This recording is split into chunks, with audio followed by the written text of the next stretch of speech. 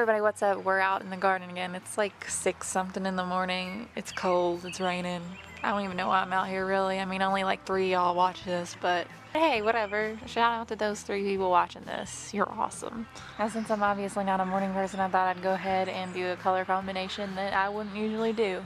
Blue and purple. I don't know if they go together, but I guess we're gonna find out. So the first flower that I'm gonna cut are these bachelor's buttons. Now, I'm not really sure the exact variety. These just kind of came back from year to year. I planted blue ones a long time ago, maybe 4 years ago, and I've had volunteers ever since that are blue, so I'm gonna cut some of these. Up next, I'm gonna go ahead and take some of this Love in a Mist. Now, I'm actually not too sure if I really like this flower or not, but it's the first time growing them, and they're blue, so why not cut them, right? I'm gonna take some of these dark purple bachelor's buttons too because I think they are very pretty. Not to mention it's been raining for like, I don't know, 2 weeks, something like 16 days or something like that. So pretty much all the bachelor's buttons have been blown over. So I'm gonna take a lawnmower through there and mow them all down here soon anyway because I'm tired of looking at them. Since larkspur just started blooming, we'll go ahead and throw some of them in too.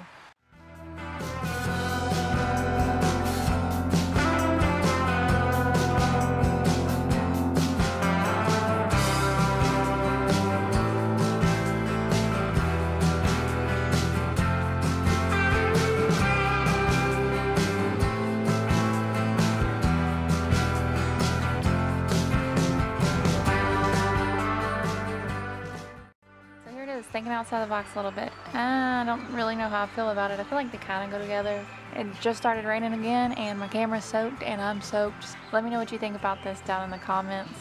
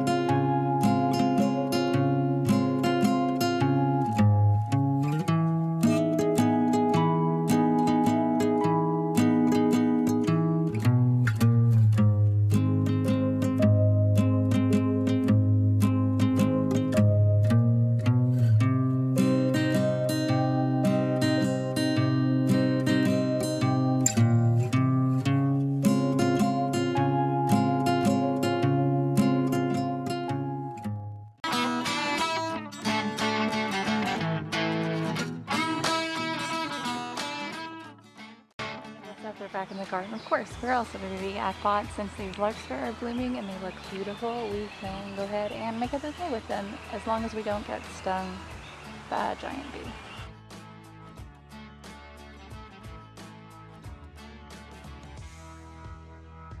The first flower I'm going to take for this is German chamomile. Now there are so many great reasons to have German chamomile in your garden, and I'm a little hesitant to cut them for cut flowers because I've already harvested so much. German chamomile, I'm going to head over to the larkspur and maybe just take a couple of the light purple ones. I think the light purples are looking really pretty right now, plus there's a bunch of them bloomed out. I'm going to take some of those. I want this to look like a wildflower bouquet. I think I'm going to go ahead and grab some poppies real quick too. My stick that I use to focus the camera. Awesome!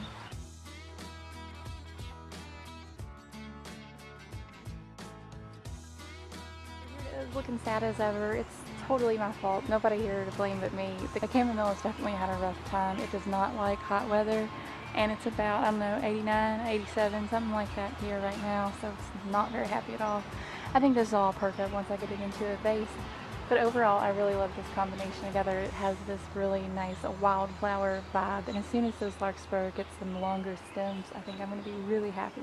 Of course, if you didn't want to use German chamomile, you can always use something like feverfew in its place, and that would work probably a lot better and not have as much wilting.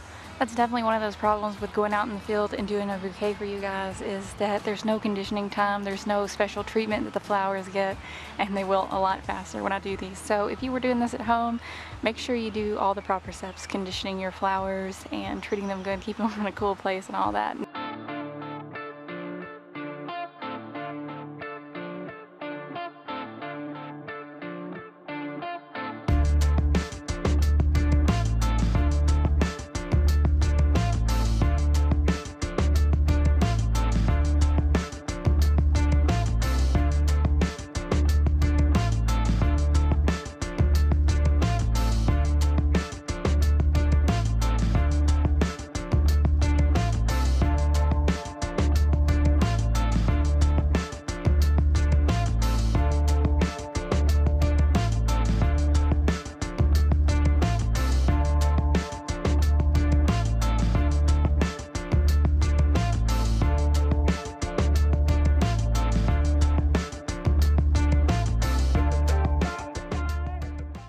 The first thing I want to do today is use this lace flower for an arrangement.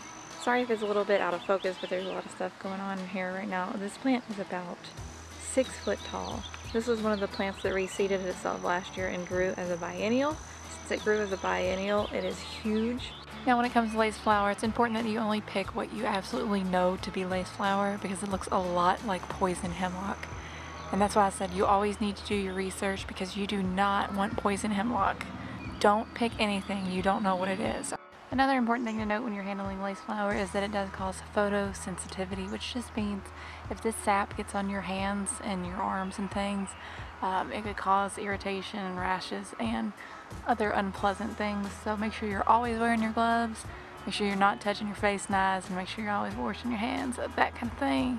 I know I always say it, but I'm telling y'all need to know what you're doing.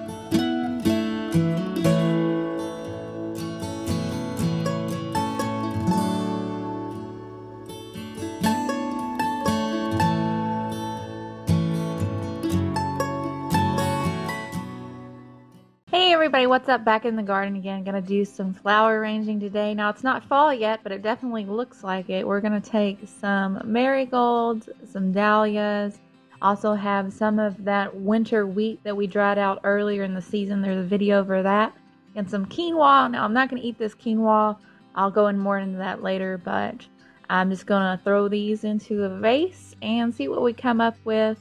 This quinoa is a really nice rusty orange color. I really like it, and I thought the dried wheat went really nice.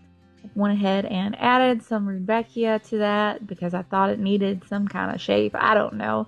Just kind of wing these things, but I really like it. These dahlias seem to go together with this really nicely. A lot of my dahlias are getting devoured by bugs right now, so I was happy to get these. So, as always, I hope you liked this video. Please subscribe if you did. It would mean a lot, and I hope you're having a really great day. I hope it's sunny where you are. Bye, guys. Everybody, what's up? Back again with another fall flower arrangement. I know it's not fall yet, but all these colors are in my garden, and it's looking pretty much like autumn, I think.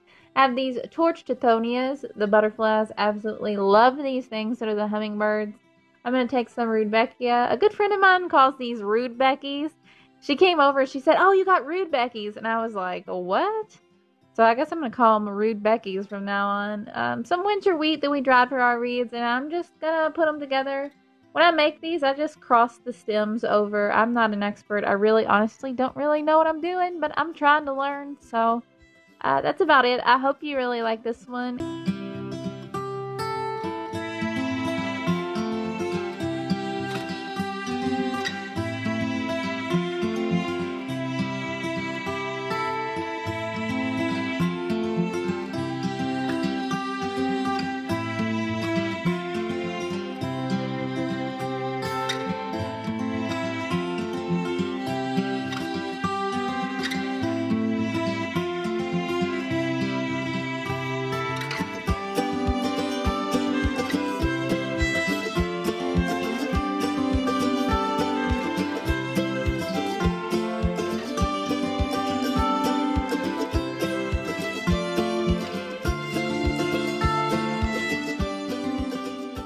Hey everybody, what's up, and welcome to the garden for our first bouquet of the season. I am in the bachelor's buttons. They've just started to bloom. I also have this fleabane, wild fleabane that grows in my yard. I don't cut it, it's a weed, but as always, anytime you're foraging, make sure you do your research and stay safe. These can have lots of little bugs on it and all kinds of stuff, and can even irritate your skin, so always do your research if you're going to use that.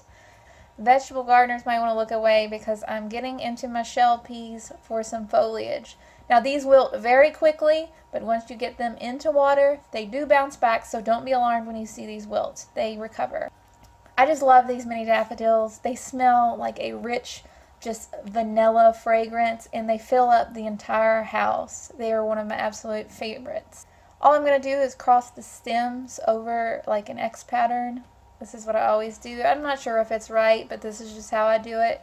Cross an X pattern and then give it a turn towards me, and then snip off the stems, make sure they're all the same length, and tie it up with some floral wire, and we're good to go. That's it.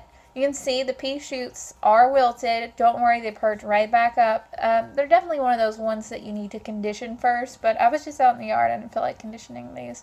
I put them in a jar, they're on my table, and they perked up fine. If you follow me on Snapchat, you can see that. You probably saw it where they perked up, so no big deal. I thought this one turned out pretty good, and I hope you guys liked it, and I hope y'all are having a real great day. Bye, guys. Hey, everybody, what's up, and welcome to my first, I guess we're going to call it a garden vlog. Today I'm going to talk about just some pleasant surprises.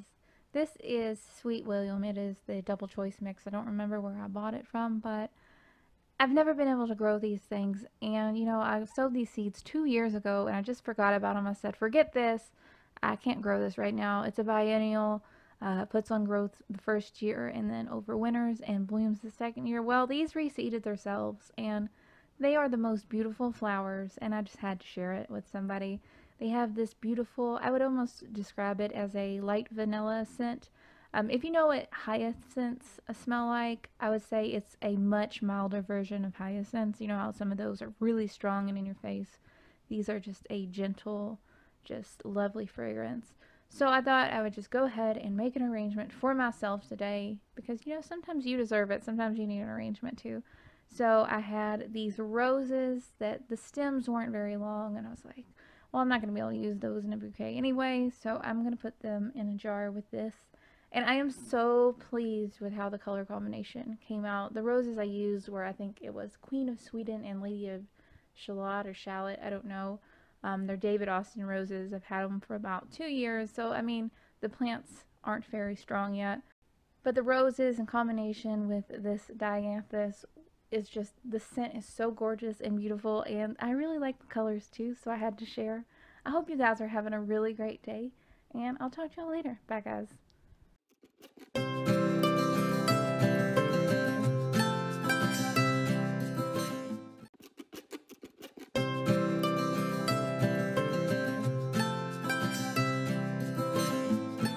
Hey everybody, what's up and welcome to the garden. Today we are going to make a bouquet, I guess, arrangement vase, whatever. Got some sweet peas. These are Spencer mix, I think, and they're finally blooming. These were winter sown. Sweet peas are just hard to grow here. I think next year we're finally going to figure it out, and I'm going to make a full-on how to grow sweet peas video or something like that. I think I finally got it. Anyhow, in addition to the sweet peas, I am using this flowering cabbage. Up next, I'm going to pick some cherry caramel annual phlox. Annual phlox is another one that's kind of hard to grow here. It gets so hot. But these also did a lot better this year. I winter sowed these. So basically, I'm just going to put all this into my vase. This actually isn't a vase. Don't tell anybody. It's like a porch light thing, you know, for your porch light. I don't know what it's called. Sconce? It's not a sconce. I don't know what it's called. But it's like the cover to go on your porch light, and I used it for a vase. Oh well. I'm just sticking this stuff in here. Not very exciting. These sweet peas smell so gorgeous. It's not even funny. I wish I could just grow these things and figure it out. I ended up adding a little bit of just normal kale into this because I wanted more greenery. And I added some Shirley poppies that I had. You can sear the ends of this with a match to keep them longer. I didn't do it because it was just for me. Overall, I think this one came out pretty cute, and it's on my kitchen table right now, and it is smelling so sweet. Absolutely love it. Hopefully you guys loved it too. That's about it. I'll talk to y'all later. Bye, guys.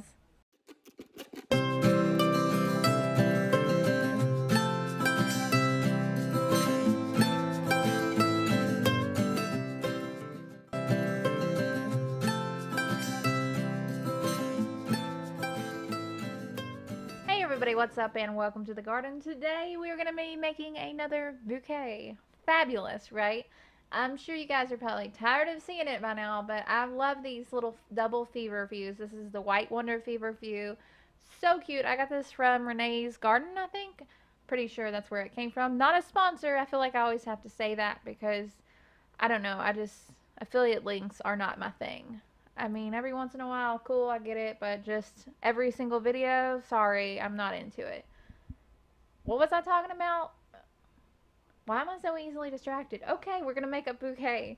I have all of this beautiful feverfew, so I'm just going to cut a bunch of it. At first, I thought, I was like, well, I'll just make a one flower posy, like one type of flower. That would be cute. But then I saw that my iceberg lettuce was going to seed, and it kind of had this nice pretty green color, and the pods were kind of interesting, and I was like, ooh, I kind of like that. So I am going to mix together my feverfew and my lettuce, and it's going to be awesome. I just have a good feeling about it.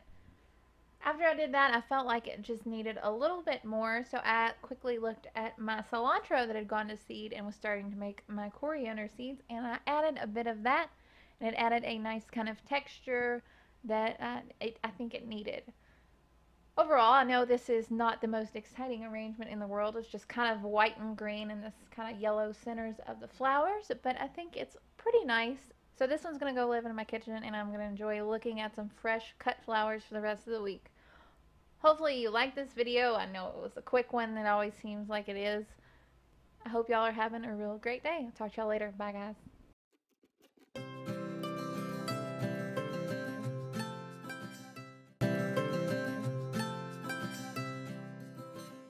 Hey everybody, what's up and welcome back to the garden. Today we're taking a look at these Sensation Mix Cosmos, and we've got to make an arrangement with them. I'm going to grab some feverfew. This is the White Wonder feverfew. You've seen it a bunch, I know, too much.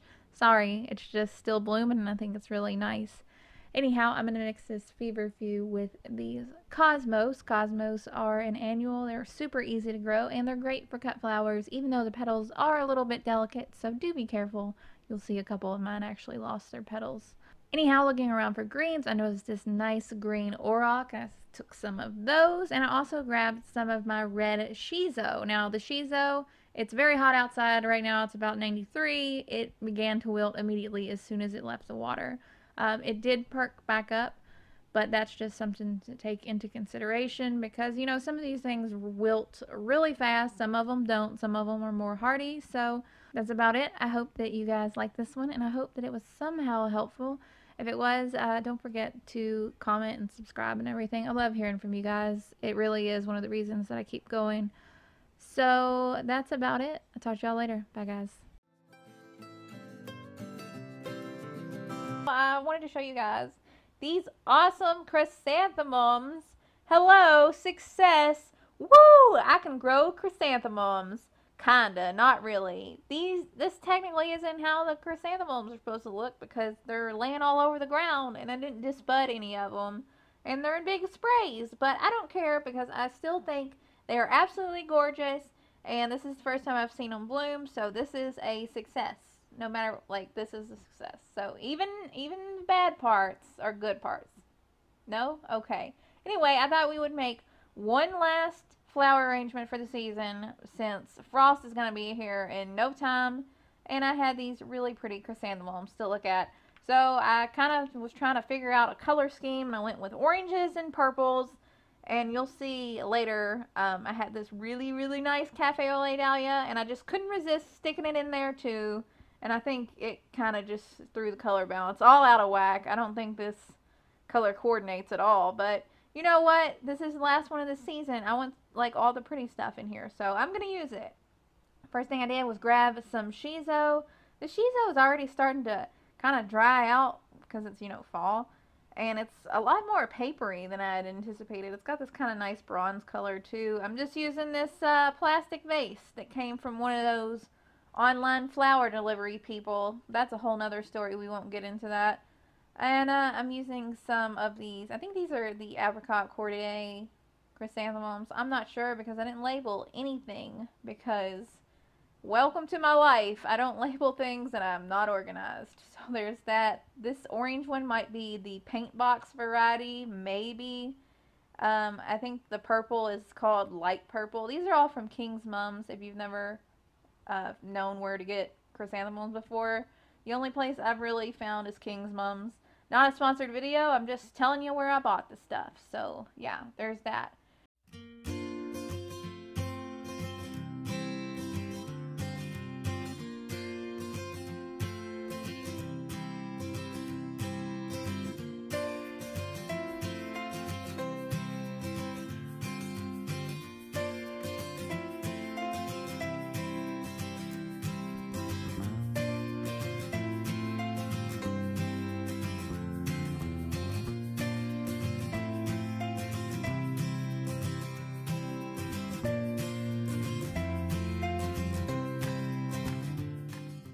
Hey everybody, what's up? Long time no video. It's been about a week since we had a video in the garden. I've been taking a little bit of break, but I guess I'm back. I wanted to give you guys a quick update. A lot of the hardy annuals have started to germinate and are looking really good. Some of them looking not so good. I'll have to wait a little bit longer before I know for sure what has and has not decided to grow. But in terms of things like the peas and sweet peas and fava beans, they're doing great. I also have some radishes doing great.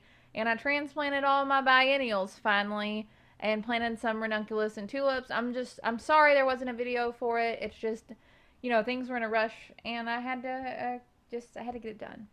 One of the main reasons making this video right now is I wanted to show you guys how great these chrysanthemums look. Now they are still laying all over the ground, which is why I'm not really trying to avoid showing you guys the whole wide angle and have a lot of these nice close-up shots.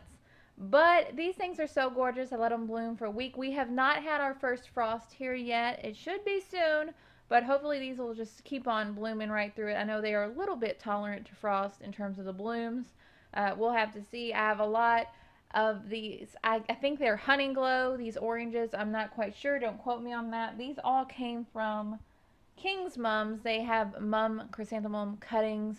You can disbud them to get really big flowers, or just, leave them as sprays. That's what I did. I didn't do any kind of maintenance to these.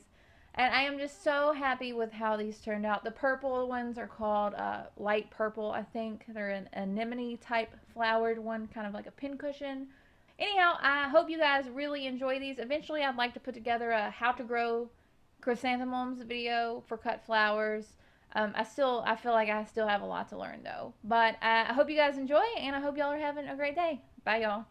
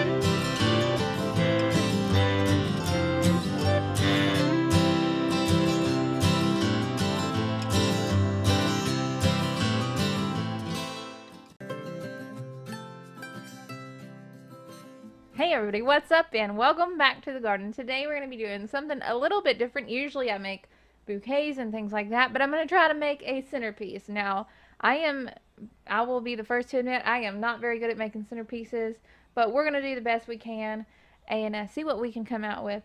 Today in the garden, I want to make sure to use things that are easy to grow from seeds, so things that, other people can grow too. Because I think that's really the coolest part is that, you can grow your own stuff and make some really gorgeous flower arrangements for a very small price tag, as opposed to something that, you'd buy at the florist that would cost you 50 or 60 bucks, because I ain't got money for that, that's for sure, especially, if it ain't a special occasion and I'm not just sitting it on my table or whatever. But anyhow, let's dive right on into this. The first thing that I need to do, of course, is I need to find a vessel or a bowl or something like that. And looking around, I ain't got very many vases, or at least low vases. For a centerpiece, I kind of want it to be low, because I imagine a lot of people are going to be sitting at a table.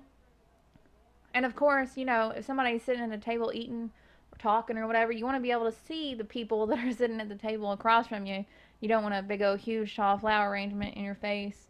So I just picked up, this is just a mixing bowl. This was $1. I think I got it from Target. It was like, I don't know, 4 of them for like $5 or something.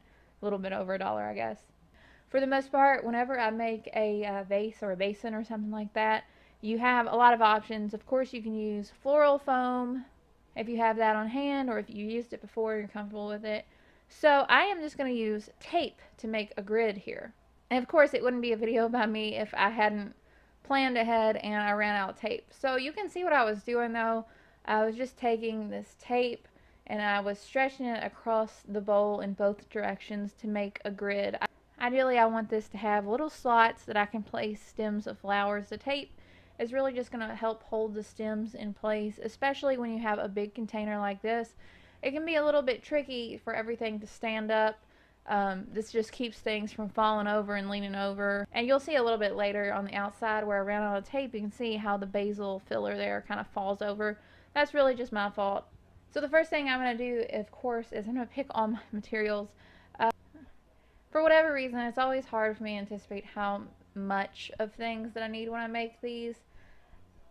Especially when I'm using these big containers like this. I went ahead and I just picked a ton of that sweet basil that I have in the garden. I have hundreds of basil plants and I've just been cutting on them and cutting on them and cutting on them, and they just keep coming back even more, which I'm not complaining. That's awesome. It's an awesome attribute to have. Anyhow, after that, I made the choice to pick some sunflowers, and I kind of started with basil and sunflower is the base of this arrangement, and you'll see later on as I went on, I decided to add more and more. So I started my basil to kind of add into my grid, and it took a lot of basil for this. So, I mean, if you are thinking about doing this, think it's going to take a lot of flowers. So ideally, if you have a lot of access to, filler type foliage, it doesn't have to be filler, I don't really even like that word, but foliage, that really helps if you're going to make a lot of these. Anyhow, once I got all of my basil into my bowl here, I kind of realized it still looked kind of bare, so I went ahead and I grabbed some kale out of the vegetable garden also, and I added some kale leaves into this to just kind of fluff up and, add a nice base before I started to work with the arrangement. After I have this nice base kind of established, I decided to add my focus flowers, which would be the sunflowers. In this case, I have two different types of sunflowers. I have the Aracara sunflower, and I have this tall orange sun, which is the double sunflower.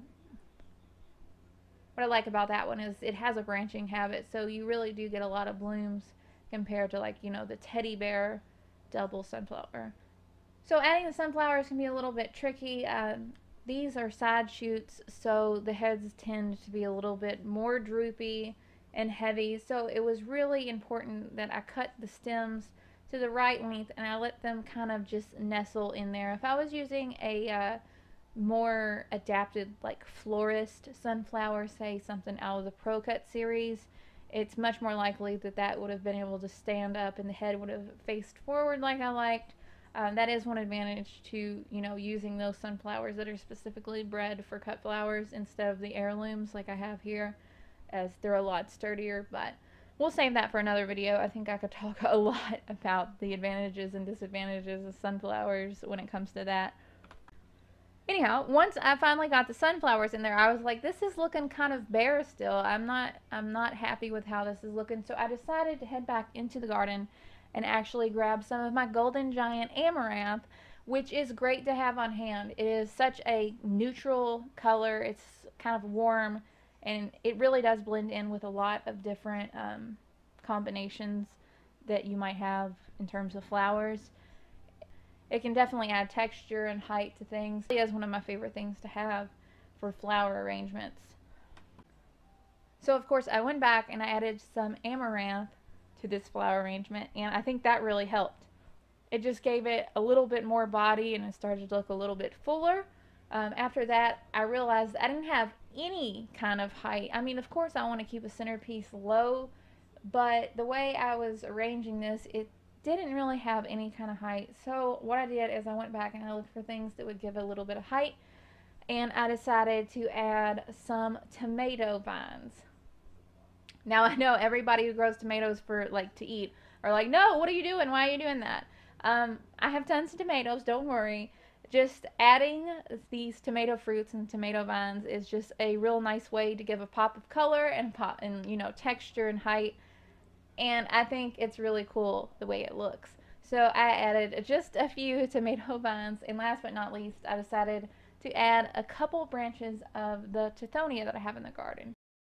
Now, I'll be the first one to admit I am so bummed out that how things start to wilt. It is so important, you guys, that, you know, when you're picking the flowers, you let them condition first, and then you take them to a cool place out of sunlight to start arranging and styling them. If I had the space or the resources, trust me, I would make a full-on video for you guys, like doing the proper steps and everything, but it's not feasible right now, which is so frustrating to me, but we'll save that for another time too.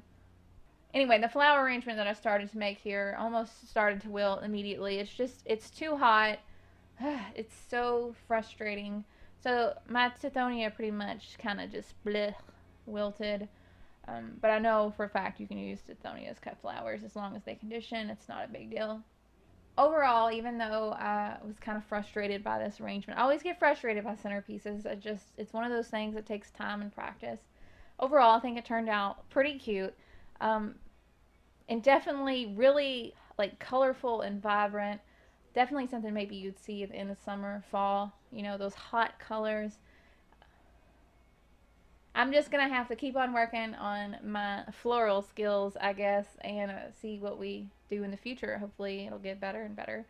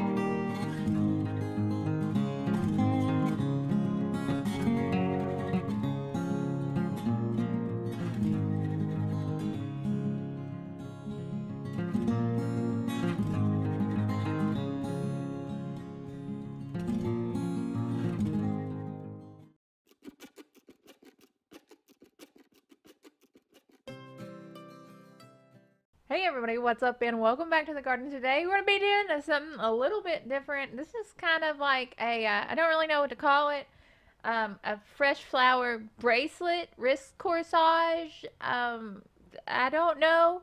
I've never tried to make one of these before, so this is not a tutorial. This is just me winging it. And hey, you know, I had some stuff in the garden. I was like, well, I need to post a video. I'll try to make something, right? Sounds like a good idea. The first thing I did, I took a look around the garden. The garden is in an absolute state of disarray right now. So, you know what? I just did the best with what I had. I had some marigolds that were looking pretty good. I had a little bit of that bronze amaranth left over. In addition to the bronze amaranth, I had some basil that was still flowering. I grabbed the basil because that stuff, it always stays nice and hydrated for me. I've never had a problem with basil wilting. I thought about grabbing a chrysanthemum, those orange chrysanthemums, but here's the thing. You see, I accidentally, after I got done bragging about my pollinators on Twitter yesterday, I went out to cut the grass and I ran over a beehive. And bees were everywhere, all over my body and my clothes. It was pretty much a full-on panic attack for a long time. The bees ended up in my house. I had like 40 to 60 bees in my house. And I don't want to talk about it. But here we are the next day, and the bees are still crazy. Like, they haven't settled back down yet. They're leaving me alone while I'm out in the yard for the most part. But they're all over my plants. So, I'm not going to get in there to get the chrysanthemums because I do not want to get stung again. I took a hot bath because I like bee stings. I'm traumatized. I don't want to talk about it. Anyhow, let's get started making this, I guess we'll call it a wrist corsage. Sorry if you clicked on this video thinking I knew what I was doing, because obviously I don't. Basically, I'm just going to do the same thing I do to make a flower crown. I'm going to get my man arms in here, and I'm just going to take my wire. I think this is a 20 gauge wire. It's nice and sturdy. And I'm going to wrap it around my wrist and kind of measure it. Since I've never done this before, I would say go ahead and add about 2 to 3 inches to the length of this because mine was way too short. I had to add a little bit at the end. So you really do have to take into account, you know, the extra space that the flowers are going to, you know, create. I don't know. But just make it a little bit longer than you think. In terms of how I'm going to hook this, you can see I just made a loop at one end. And I'm going to make a loop at the other end. And then I'll just hook them together when I'm ready to wear it. No big deal. I'm sure there's a better way to do this. You could actually make loops at both ends and then tie it together with like a really cute ribbon. I think that would be really cute. Or a piece of twine or something. Ornamental. Or you could just wrap it probably. But I don't think you could just slide it on and off your hand without damaging the flowers. So I would make sure that there's definitely some kind of closure. I'm just going to go the same thing I always do, like for a flower crown. I'm going to take little bunches of flowers. I ended up adding some dried auroch to this. And later on you'll see I added some dahlia buds because I just needed a little more volume, I guess, for this. Anyway, I'm going to take just little tiny bunches and make little tiny bouquets, I guess, like a couple flowers at a time. I'm going to lay them on top of the wire, and then I'm going to use my wire on this paddle to wrap it around and secure the flowers to the wire. You could easily do this with floral tape. It would probably be a lot easier with floral tape, actually, but I don't have any floral tape. And we're just making the best with what we've got. If you want to see what I'm talking about, I have a video where I made a wreath or flower crown or something out of baby's breath. And that might be really helpful because I did have floral tape then. It's way back there, one of the first videos I probably made. I don't know, probably like one of the first 20 videos I made. It's been a long time. It was like 408 videos ago or something like that. Anyhow, I'm just going to repeat this process over and over and over again. I'm using these marigolds, which are really durable and sturdy, and I just am going to put these right onto our little bracelet or whatever you want to call this. If you were using a flower that wasn't as sturdy, you'd probably have to run a wire through them just to make sure that they hold up. I'm not really big on wiring things. So, of course, since this is going to be something that we wear and something that we have up against our skin, you want to make sure that you're using things that aren't going to irritate your skin. I mean, none of these things are going to irritate my skin personally. Marigolds, they're a little bit stinky, but I've never had a problem with them. Also grabbed some sorghum.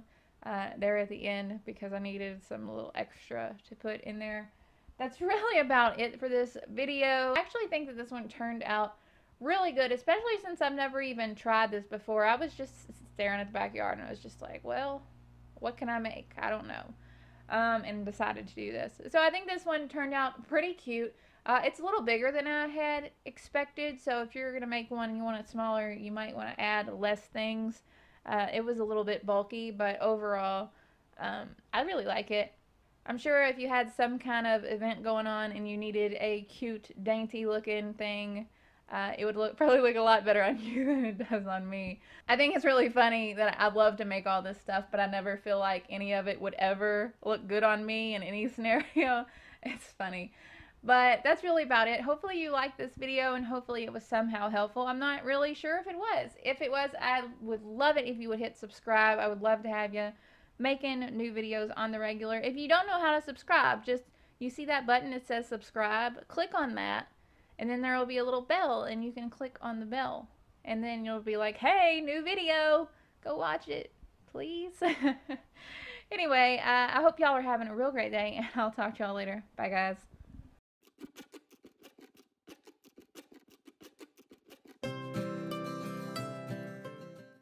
Hey everybody, what's up? Welcome back to the garden. This is definitely going to be another quick one. We haven't done any cut flower arrangements this season yet, so I wanted to make sure to get started on that. I feel like I'm in such a hurry to plant things and I'm in a full-on just rush to get things organized that I've completely neglected showing you guys any flower arrangements for the spring blooming bulbs because I just haven't even done them really. Today I wanted to quickly make kind of a pinky blue jar vase arrangement type thing. I don't even know what I'm going to call this, honestly. So for this one, I just took a quick walk around the garden. I was just like, what do I have that I can build something with? Things are extremely limited here. The trees haven't even bloomed out. So in terms of foliage, I am pretty much at a loss. In this video, later in the video, you'll see some green foliage in there. All that is some cuttings from my bachelor's buttons plant. In a pinch, I can cut the bachelor's buttons foliage and they'll stay kind of nice and wispy as long as you condition them. So that's what I ended up using for this one. Also ended up using these pink hyacinths. These hyacinths originally came in a mix called Shades of Pink. Turns out Shades of Pink really translates to these are just pink. There weren't any shades of pink going on, so false advertisement there, but whatever, fine. In addition to these, I also grabbed some Muscari. I had just a few Muscari in the garden. I thought blue and pink, they're complete opposites. Why not stick them in a vase together? You guys should know by now there really is no method to my madness. I just kind of wing it. Also for this vase, I was like, well, I need more flowers. What do I do? So I went ahead and I grabbed some English daisies. I've never used these English daisies before and cut flowers, and they did hold up very well. They seem to take the water very well. They last in a vase, you know, about 3 days, which is as much as I could expect for something so last minute as this. So I was pleasantly pleased. I posted this on Instagram and I know a lot of people were like, oh, look at those bachelor's buttons. And I hadn't even thought that to think that these look like bachelor's buttons, but they kind of do. They're not bachelor's buttons. They're little tiny little English daisies. But I mean, that is a good option to have since they are one of the first things to start blooming in my season. Obviously the stems are very short, so they would only do well in little jar containers or little tiny little bottles or something, but they do look really cute. I just arranged these the best I could and I set them on my kitchen table for me to enjoy. I don't think it looks the prettiest. I don't even really like it, if I'm being totally honest with you guys. But you know what? I did enjoy the nice fragrance of the hyacinths, and it filled my entire house with that just nice, sweet scent.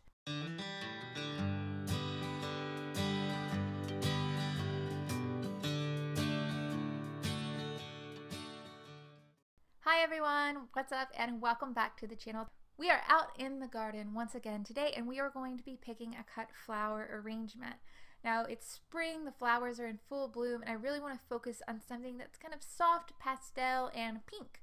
Luckily, we have plenty of flowers to fit that kind of criteria.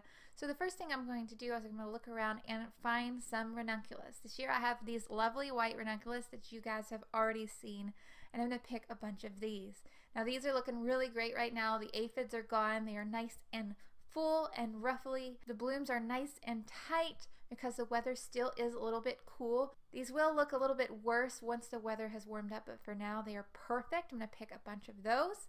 I'm also going to look around and pick some really, really nice Icelandic poppies. Now the Icelandic poppies I'm going to pick for this video, I'm going to pick the white colors and the kind of peachy champagne colors. These peachy champagne colors are so just beautiful and gorgeous. I think if I got to play in the garden again next year, I would just plant a whole row of these if I had the room for it. They are so, so pretty. In addition to the poppies and the ranunculus, I'm also going to grab some double peony tulips or double late tulips. This variety is called Angelique. Angelique is one of my absolute favorites. It's a later tulip, so it does bloom at the same time as these other flowers, which is very nice in bouquets. It starts off a really white color, and then as it gets older, it turns this really lovely pinkish, light pink shade that is just so dreamy looking in a vase. Once I've gathered all my flowers, I'm just going to begin arranging them in a vase. To finish this one off, I just added a couple of mulberry branches and some fresh mint, and I think it turned out absolutely gorgeous. That's really about it for this video. I hope that you like it. If you did, be sure to subscribe. I hope that you guys are having an amazing day, and I will talk to you later. Bye, guys.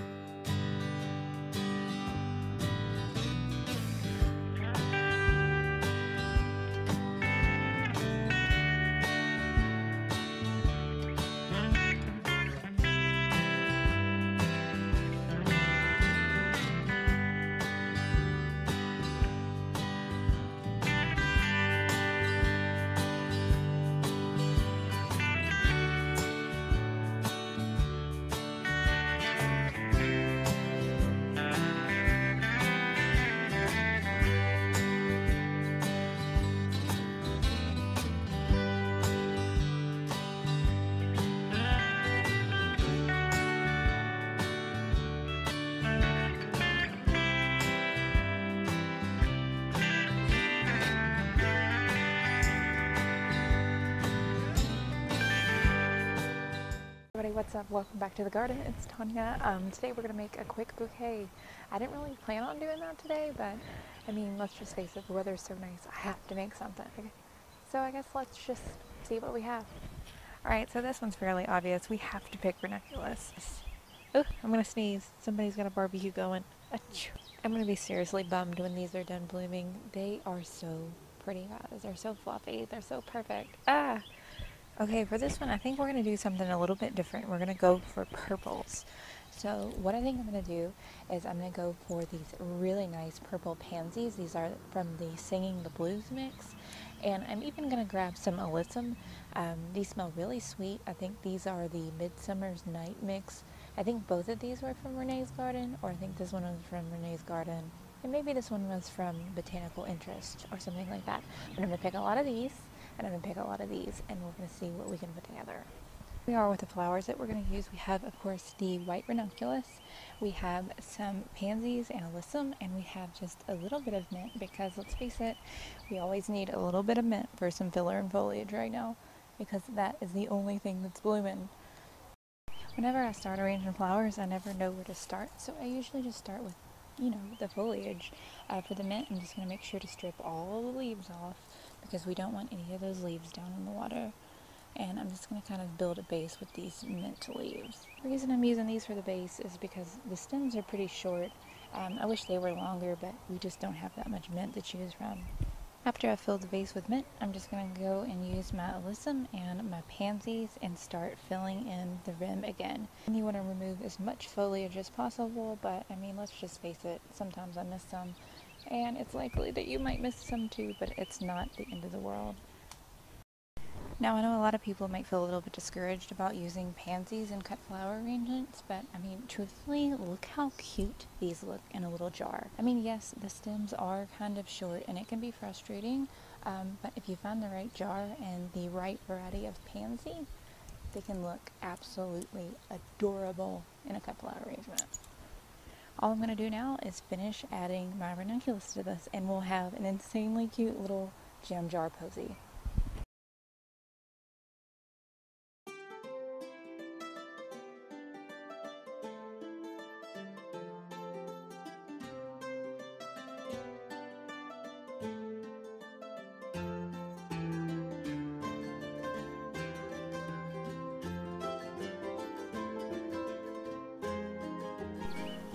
And that's it. It really is that simple. With only a few types of flowers, we were able to make this insanely cute little flower arrangement that we can put on our table to enjoy. That's really about it for this one. Hopefully you guys loved it. Hey everyone, what's up? And welcome back to the garden. Today we are going to be making another cut flower arrangement from our cutting garden. So excited for this one. This one's a little bit different than my usual style. My usual style for cut flower arrangements is very messy, but this one turned out to be very much just more structured and more organized. And you'll even see a guest appearance here at the end by my dad, who will be modeling this lovely bouquet for us. Simply, it's easier to have somebody else hold it instead of me trying to get the camera to focus, but that's besides the point. The first thing we're going to do, obviously, is get ready. And to get ready for this video, all I did was I took a ceramic vase and I put a lattice of just clear tape over the top of it. So that clear tape is really going to help our stems stand up in the vase without having to really pack them in. So that's something I usually don't do because I like the kind of carefree nature of things. So this one is going to be very structured, comparatively speaking, to some of the other ones that I do. Next up, we want to begin the process of picking the flowers. For this one, I'm just going to do all the flowers that I have currently blooming in the yard right now. That means tulips, the white ranunculus, some Icelandic poppies, some mint for filler or foliage, and I was even able to find some little tiny late blooming daffodils, which are so cute and they smell amazing, so I grabbed some of those also. For this arrangement, I ended up not using the Icelandic poppies simply because something about them just didn't look right when I put them in, so I did exclude those from the final arrangement, even though you see me picking them here, because, I mean, let's face it, they're gorgeous. I'm going to show you them. The tulips that I'm using in this video are called Balika. Balika is the double tulip that is white with the pink fringe. Very, very pretty. Really love this one. The other tulip that I'm using is a single fringed hot pink tulip that I didn't order. The bag for this was labeled Muscati or Muscote. I'm not really sure how you say it, but I ordered a double fringe tulip, and these are definitely single fringe, and I don't even think they look like the same color. I got these from Easy to Grow Bulbs. You guys might remember I wasn't happy with my experience from Easy to Grow Bulbs anyway. I'm not going to be ordering from them again. But we got stuck with these hot pink things. I think they turn out okay in this arrangement. Once I have gotten all of my flower ingredients, I'm just going to go ahead and start putting them in the vase, putting the stems through that lattice work that we put over top of this little ceramic vase. I think this came from the dollar store. Nothing fancy, you know, ain't gotta be fancy. Let's just be real here. Overall, I think this one turned out pretty nice. I did put a lot of flowers in here. I mean, I usually put a lot more flowers than most people, I think. This bouquet is going to my grandma's house, so why not go big or go home? This thing is insanely fragrant. As I mentioned, there was the tiny daffodils that were smelling really nice. Also, these double Balika or whatever, Bellica maybe, I don't know.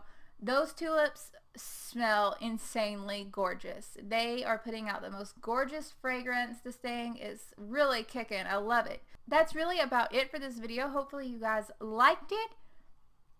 If you did, be sure to subscribe, especially if you're new. Share it with a friend, all that good stuff. Love to have you making new content all the time. I hope that you guys are having such an amazing day, and I'll talk to you all later. Bye, guys.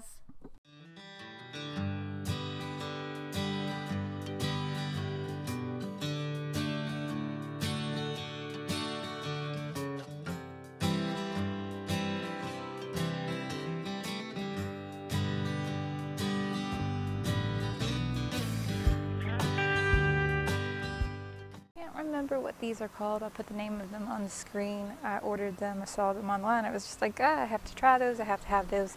I'll admit I'm a little disappointed. I was hoping they would be more of a salmon-y color. Salmon-y, I don't know. But they're kind of a burnt, kind of gross, almost orange. I don't know. They are pretty, but I think a lot of it has to do with, you know, just your own personal preference. But I will say for these tulips, they are insanely fragrant. They smell so beautiful. It's just a very light smell, kind of a mix between a peony flower and maybe a hyacinth flower. You know how hyacinths have that strong, like, punch you in the face smell? Well, this is that same smell, but just very, like, faint and soft and delicate. As per the usual, we will be picking a lot of ranunculus flowers. The main reason for this is that the ranunculus are just in bloom. They look absolutely amazing. Why not pick them? I have a feeling I'm going to have a hard time adjusting to this microphone because, for one, it's in the way with everything I do. I'm going to have to put it in a different spot or something. An anecdote, I've actually been out in the yard today all day since about 7:30 this morning, and I've been just digging up flower beds. I'm so sweaty. Oh yes, look at that. Now we're starting to see it. Look how creamy and beautiful and magical that is starting to look. Oh my freaking gosh, I love it. Hopefully you guys can't hear the wind too bad too. I guess this is just a test, so we'll figure it out as we go. The addition of these white ranunculus, oh man. These things are so beautiful. I can't get over it. You'll notice a lot of them have already bloomed completely open with that yellow part in the middle. That's not ideal. Obviously, we'd like to, you know, pick those before those completely bloom open like that. But admittedly, the patch of Icelandic poppies don't actually look the best right now. We got about 3 inches of rain this week, so a lot of them got kind of beat down by the rain. But there are some seriously gorgeous ones coming into bloom right now. There's some peaches and pinks and stuff. This is the hummingbird mix. I'm actually surprised there's so many like yellows and orange. I was expecting more pastel colors. Alright, so after we have picked our poppies, we're going to head back to our little teeny work area here. And I'm just going to use this candle to sear the stems of these poppies. This is important. This will keep your poppies from wilting. Ideally, you could use a torch for this. Ideally, I don't have a torch right now. I'm just using this. It's a kiwi lime candle. I didn't like the scent of it anyway, so I use it to torch my Icelandic poppies. Don't judge me. I usually torch each stem for about 15 seconds.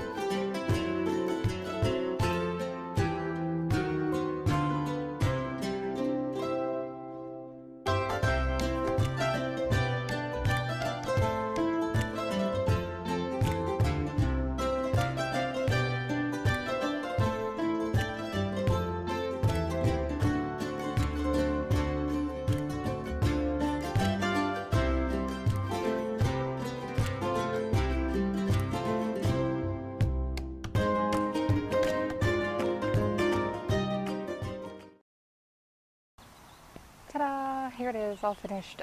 We crammed a whole lot of flowers in that little mason jar, which is fun because I always say more flowers, less filler. I really like the kind of peachy poppies with those salmon-y pink tulips.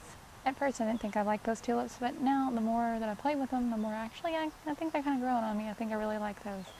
The ranunculus look really nice in there, that nice pop of white, and hopefully it just looks like a big bouquet of spring flowers just erupting from the vase. Hey everybody, what's up? Sorry for being back on the voiceover. We had a lot of noise pollution in this video.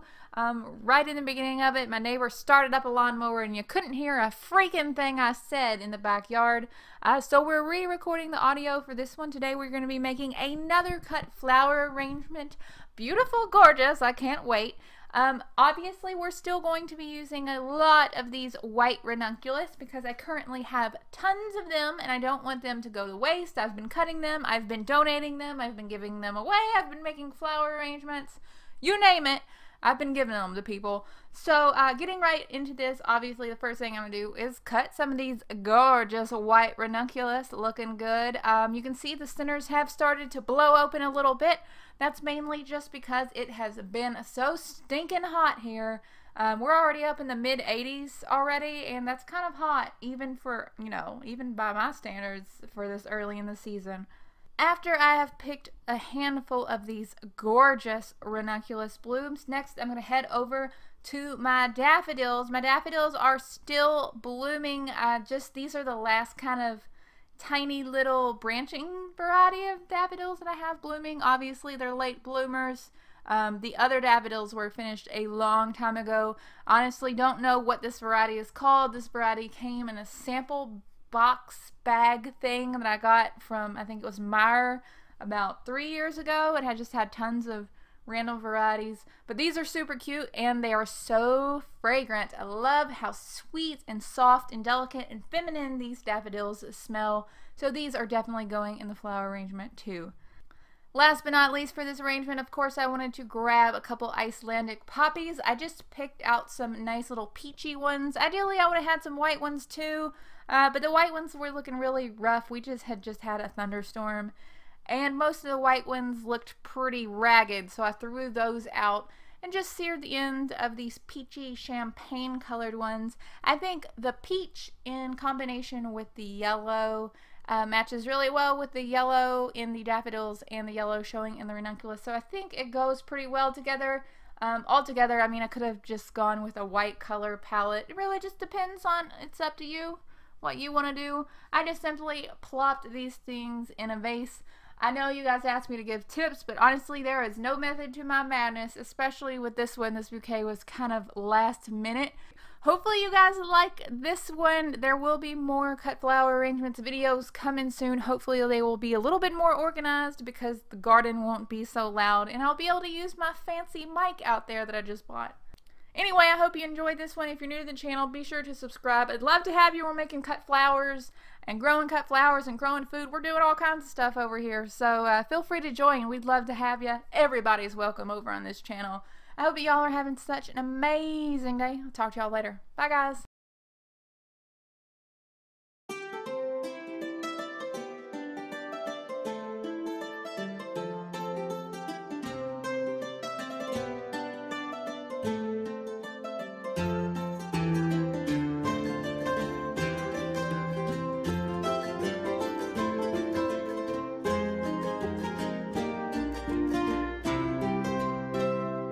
Hey everybody, what's up, and welcome back to the garden. We are back in the garden to make another cut flower arrangement from some of these beautiful hardy annuals that we have growing on here. Now, I had originally recorded the audio in the garden, but once again the file has corrupted, so sorry. I'm trying to make this channel better. Seriously, it just keeps corrupting over and over. I've asked a couple people to help me troubleshoot to see what's going on, so hopefully we'll get that resolved. Today's flower arrangement, I want to start to think outside the box a little bit, because sometimes I realize that I get stuck in the same color patterns. I have a lot of pinks and, you know, salmons and stuff in the garden, and I get kind of hung up on them, like I want to make more pink flower arrangements. But this time we're going to go in a completely different direction, and we're going to use some really pretty purple flowers to do something a little bit different. I think you'll find that this one has a different overall look as well that I really liked.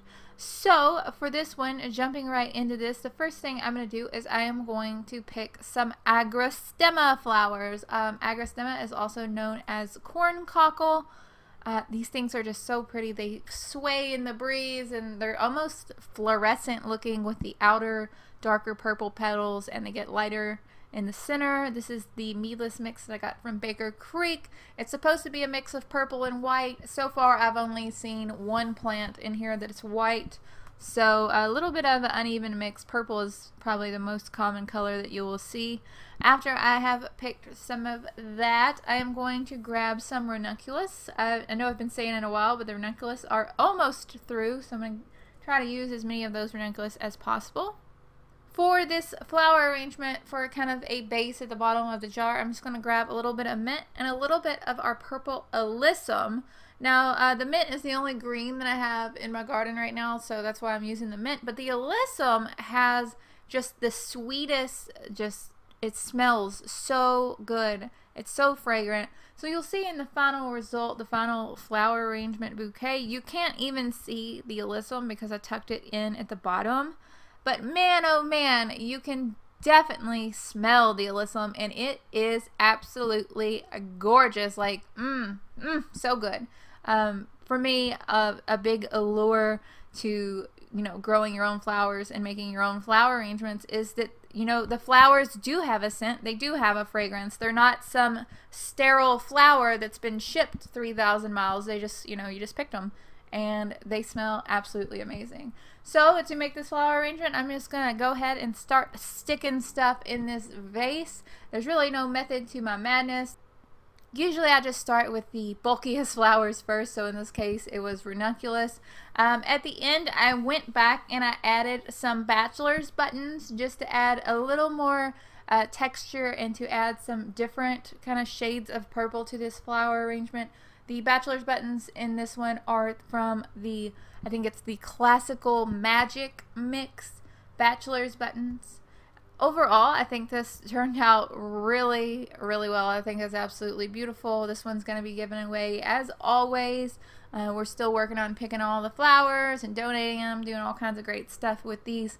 So I'm really, just really pleased. Hey everybody, what's up? And welcome back to the garden. Now today, this one's going to be a little bit different. This will be a voiceover. I know, bummer, you guys don't like the voiceover, but it is what it is. So basically what has happened is we have just had a super strong thunderstorm come through my yard, and a lot of things got blown over, and I wanted to get out in the yard and pick those flowers that got blown over before they get like muddy and gross and wilt, so that we can save those flowers and make a flower arrangement that we can give to someone. So today we are going to be making a huge snapdragon flower arrangement. These Chantilly pink snapdragons have come into full bloom this week, and they are absolutely stunning. I know I say that all the time, but I just love these Chantilly series snapdragons so much. This year I got the light pink version.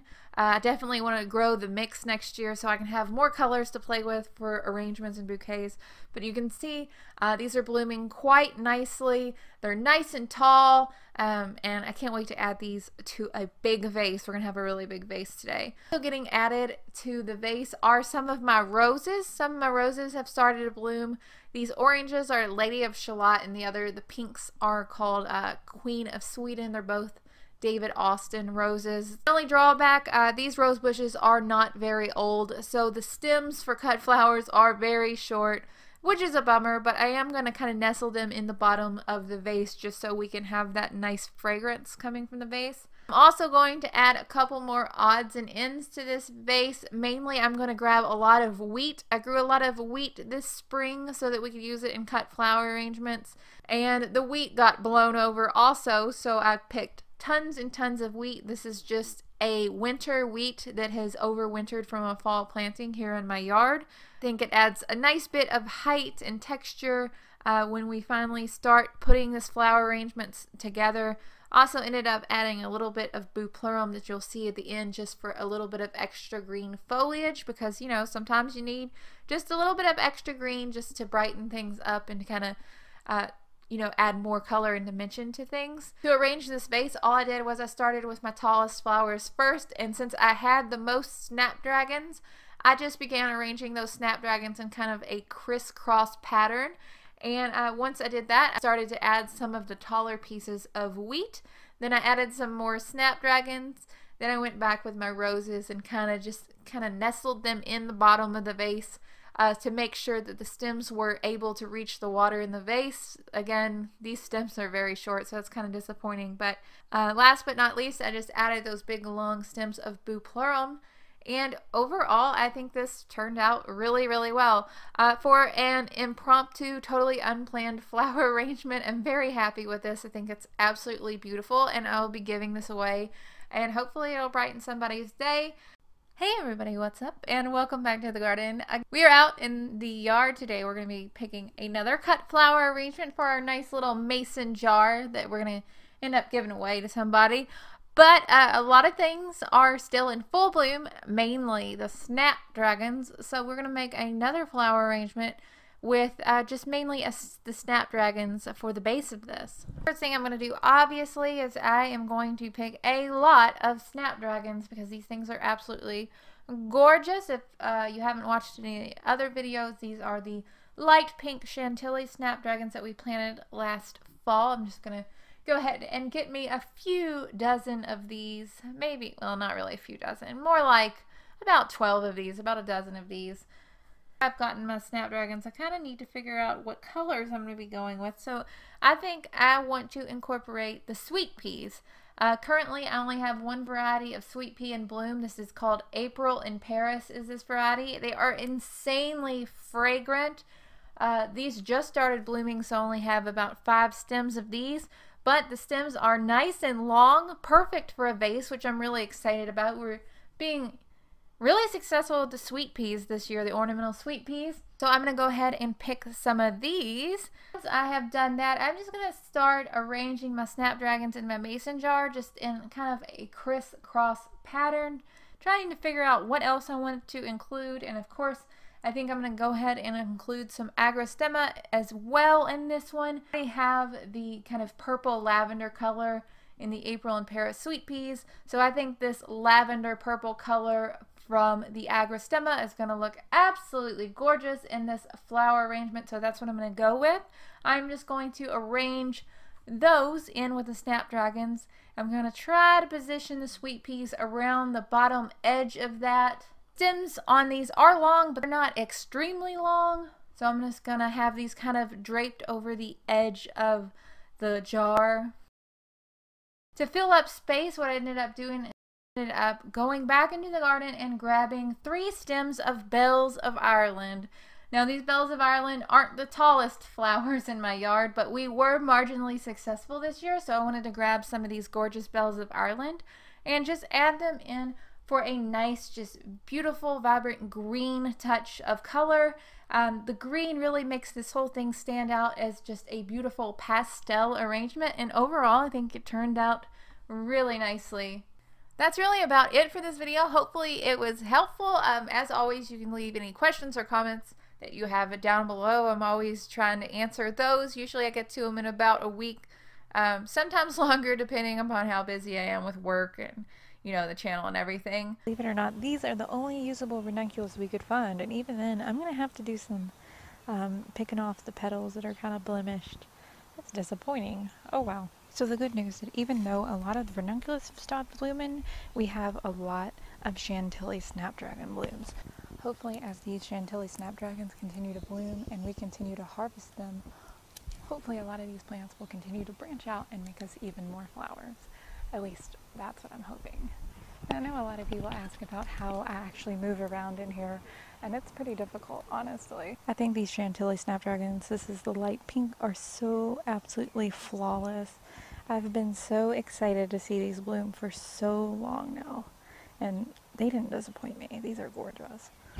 So I've got some of my flower ingredients here. I've got my pink Chantilly snapdragons, and I have my white ranunculus there on the right. And I think this is one of the few times that I don't know what direction to take this. I'm just going to put these in the vase first, and then we're going to build more things from the garden from there, because I don't know what else I want to add.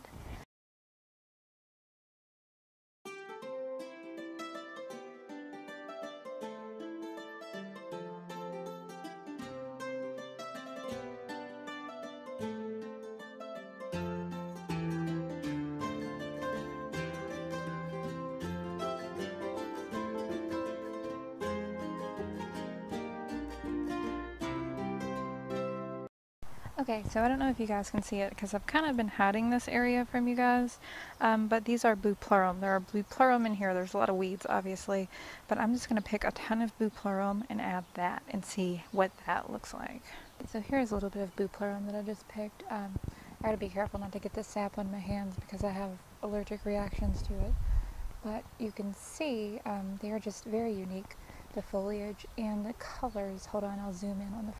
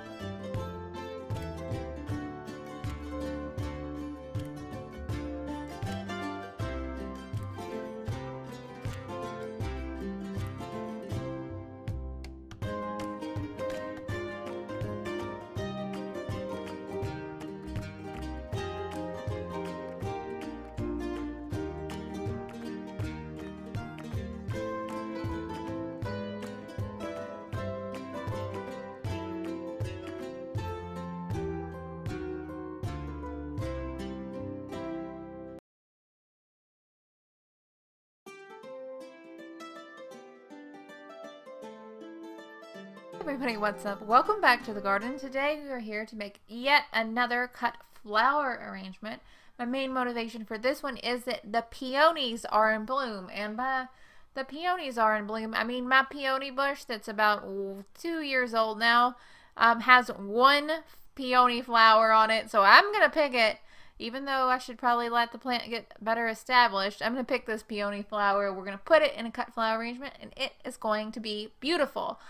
This is just a Sarah Bernhardt peony, or peony, depending upon where you're from. I'm from Kentucky, so I say peony. Different strokes for different folks. Anyway, so it's this really nice pink color, so of course I have to go pick some light pink Chantilly snapdragons to go with this, because those are in full bloom right now. And when it comes to flowers, I don't have really too many options going on in the garden, so I'm trying to make the best out of what I have.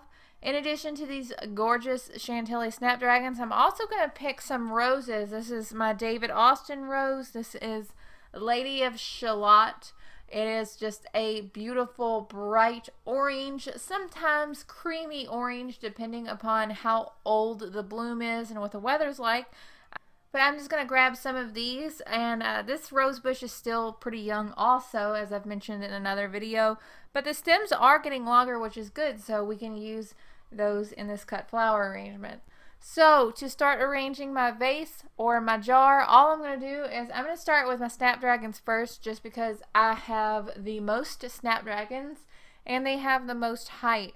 After I've kind of crisscrossed my snapdragons a little bit and kind of made a collar of snapdragons for other flowers to nestle into, I am going to add my peony. That's going to be one of my big major focal flowers. After I have added my peony, I'm going to go back and add the roses in various locations throughout the jar. After I had done that, I was noticing that I still had a lot of space here in this vase. So what I did is I went back to the garden and I grabbed quickly some Bells of Ireland. You guys know that I've struggled with Bells of Ireland in the past, but I did have some marginal success with them this year. That kind of green chartreuse color really just does add just a much needed pop of that neutral green color, and the little bells, little cup portion of this plant, not to mention that it really looks good. It adds a little bit of texture and a little bit of contrast from the big fluffier petals that I have in this arrangement. Overall, I think this one turned out to be absolutely just gorgeous. I think this is hands down one of my favorite flower arrangements that I've ever made. This one's gonna get donated. This one's heading off to a good home. That's really about it for this video. Hopefully it was helpful. As always, you can leave any questions or comments that you have down below. I'm always trying to answer those. Usually I get to them in about a week, sometimes longer depending upon how busy I am with work and, you know, the channel and everything. Hey everybody, what's up? Welcome back to the garden. Today we are out here again making another cut flower arrangement. We're dealing with the rain. Unfortunately, it started raining on us, right? I say us. I was the only one there. You guys weren't there. But I appreciate you being here. Now, I wanted to pick a toad of feverfew. Mainly I just have tons and tons of feverfew.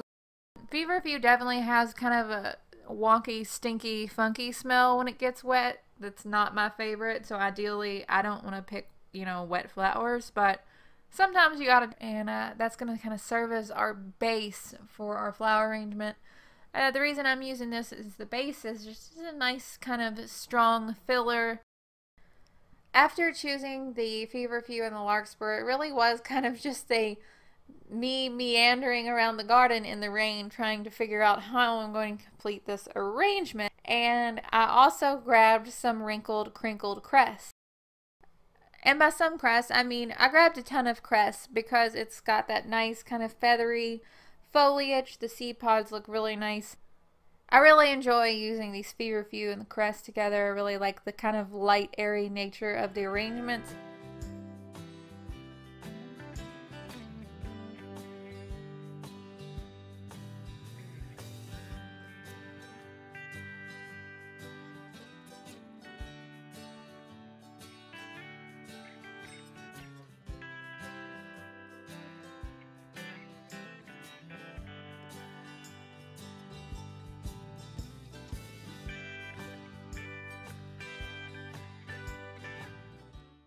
Hey everybody, what's up? Welcome back to the garden. Today we're out here. It's about, 7 o'clock in the morning.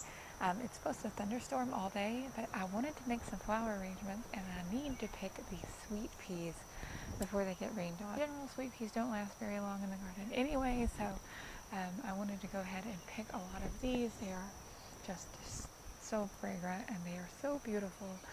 So I wanted to get out here first thing in the morning while it's nice and quiet and pick some of these gorgeous sweet peas. In the fall, I planted several varieties of sweet peas. We have this kind of variety here. This is April in Paris, and we also have a more of a blue variety. This is the Elegance Lavender that we started.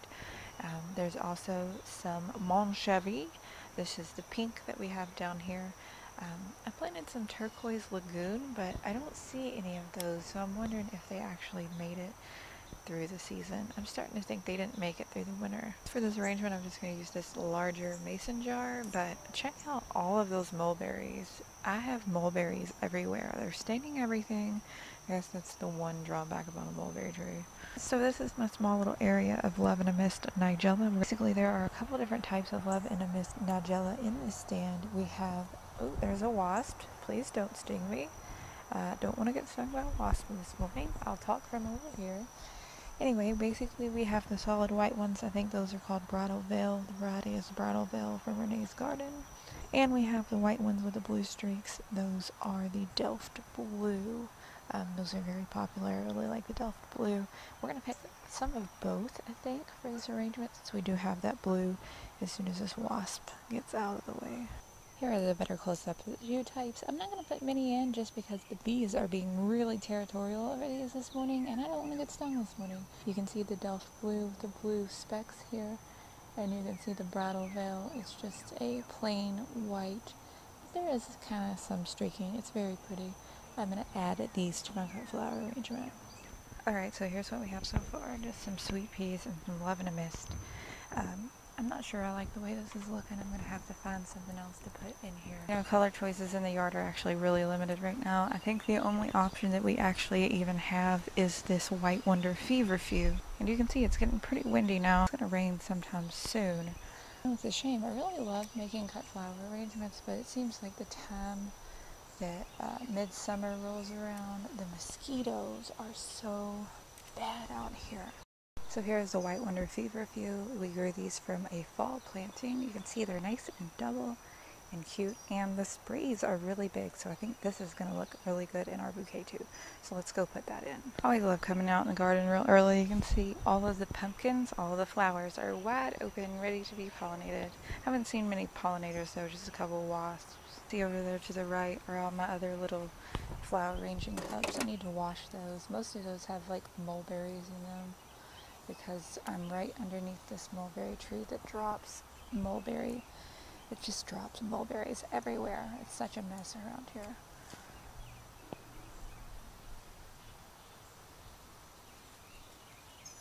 Since these sweet peas are so delicate, I am going to have to just very, very gently work these in. I probably shouldn't have put the sweet peas in first, but it is what it is. You know, you learn as you make mistakes.